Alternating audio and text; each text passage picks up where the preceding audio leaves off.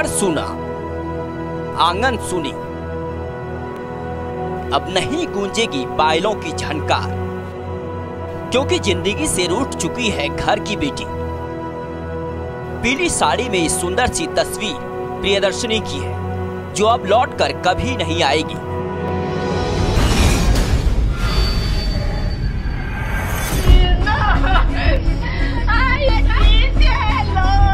रोती बिलखती ये महिला प्रियदर्शनी की मां है।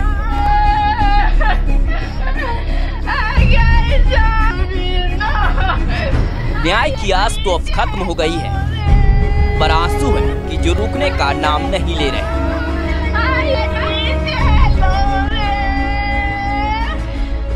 न्याय मिलेगा भी या नहीं, ये टीस पिता के मन को भी बार बार कचोट रही है। मां रोते रोते बेसुध पड़ जाती है।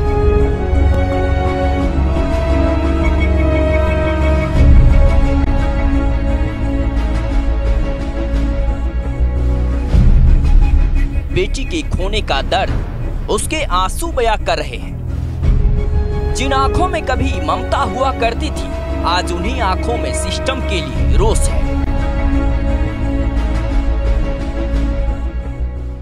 हमने जानते थे इतना क्यों जहर दे के मार देगा, कब बोला कि आप कुछ नहीं होगा, आप सल्टा जाएगा, ठीक है आप विदा करेंगे। जब लाने जाता तो बार बार यही बोलता था वो, ये लोग तो पारेगा नहीं, हम पैसा से निकल जाएंगे। वो पैसा दे के तो निकल गया है अभी।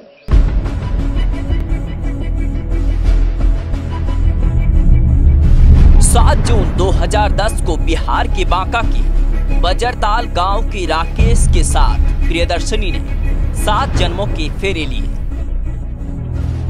लेकिन प्रियदर्शनी इस बात से अनजान थी कि राकेश के घर वालों को बहू नहीं एटीएम कार्ड की तलाश थी।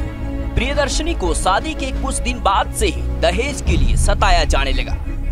उसने इसकी जानकारी अपने पिता को दी, पर पिता की फरियाद प्रियदर्शनी के ससुराल वालों के लिए कोई मायने नहीं रखती थी।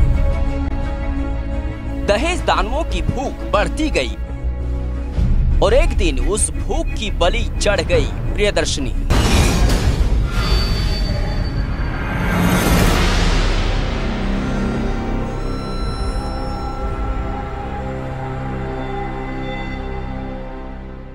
पुनः मांग रहा था 50,000 रुपया वो टीवी, उसको पूरा नहीं करने के चलते लोग मारा है। तो हॉस्पिटल में जहाँ वहाँ भर्ती कहीं नहीं था, पता कुछ नहीं चला। तब जाके वहाँ दिवाकर चौधरी से हम बात किए तो बोला नहीं, यहाँ कटेली आ जाइए, कटेली मोड़ पर है। कपड़ा ढका हुआ था, उसको जब देखे तो देखे वो तो डेट कर गई है। आदमी ने मुंह खोला, एक आदमी ने जहर डाला है, बहुत बेरहमी से मारा है। 17 फरवरी की सुबह प्रियदर्शनी के पिता को ये खबर मिली कि उनकी बेटी की तबीयत खराब है। वहां पहुंचने पर उसके पिता के पैरों तले जमीन खिसक गई। बांका की सुनसान सड़क पर एक कार में प्रियदर्शनी अचेत पड़ी हुई थी।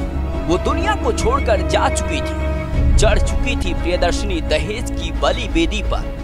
पैसे की भूख ने ले ली थी एक और जिंदगी। प्रियदर्शनी को जहर देकर मारा गया था और डॉक्टरों से मिलकर झूठी रिपोर्ट तक बनाई गई थी।